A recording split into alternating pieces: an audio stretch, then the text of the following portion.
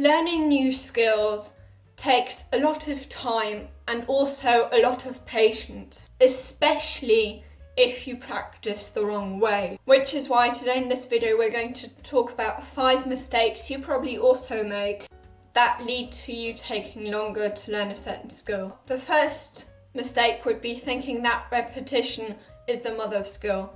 Now, we've all heard this. Of course, with a lot of practice, you actually do become better. However, that's not the only factor in how well you learn a skill, because, for example, if you're learning some kind of technique and there's a mistake in your technique and you simply repeat that mistake over and over and over again, that is actually worse for learning a skill, even though you're practicing a lot. Ericsson is the one that found out that an expert needs to practice for about 10,000 hours to actually become an expert.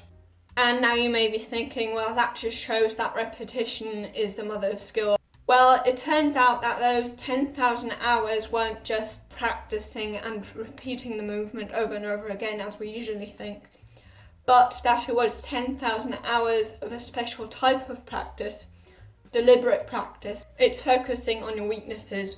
And the second mistake, therefore, would be that, of course, because it's so much easier, we like to practice what we're best at, but deliberate practice, as I've already mentioned, it's all about focusing on our weaknesses, because you always want to make sure that you push yourself out of your comfort zone when you practice.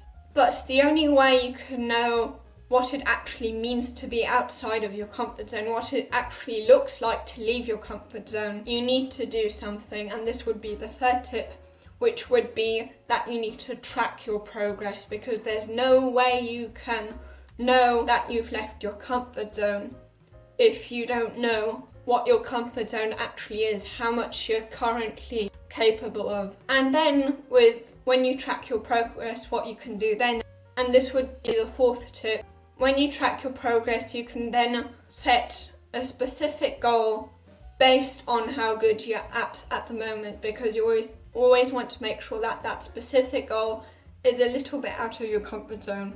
Now, a specific goal would be, for example, when you're jogging, sometimes you would simply concentrate on the pace you want to run at, the distance, or, for example, your technique. In Angela Duckworth's book Grit, when she was talking to Ericsson, the one who came up with the 10,000 hour rule, she said, "I've probably run about 10,000 hours up to now. How come I'm not a professional runner yet?" And then Ericsson asked her, well, what goal do you have when you're running?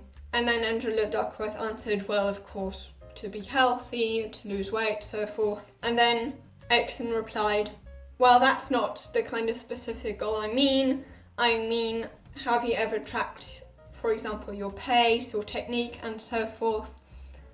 And then explained, well, that is the reason why, even though you've done at least 10,000 hours of running, you're not a professional runner, simply because you don't have specific goals for when you run. And then the fifth mistake most people make, in general, our self-talk is often very negative. We say things to ourselves that we'd never say to another person. And this is very bad in general, but especially if you're practicing a new skill. Because when you practice a new skill, you're going to fail over and over again simply because it's new. Those people who actually learn the fastest are actually kids. They learn how to walk and how to speak very quickly.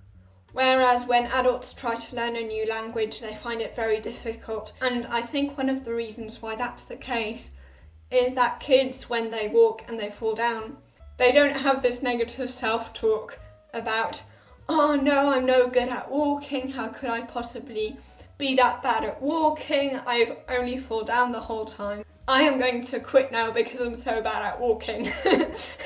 You've never heard a kid say anything like that, and if they think anything like that, then they'd probably be in a really bad place because they'd never learn how to walk. So therefore, if you want to learn a new skill, it's difficult enough going through all the failure without the negative self-talk on top of that.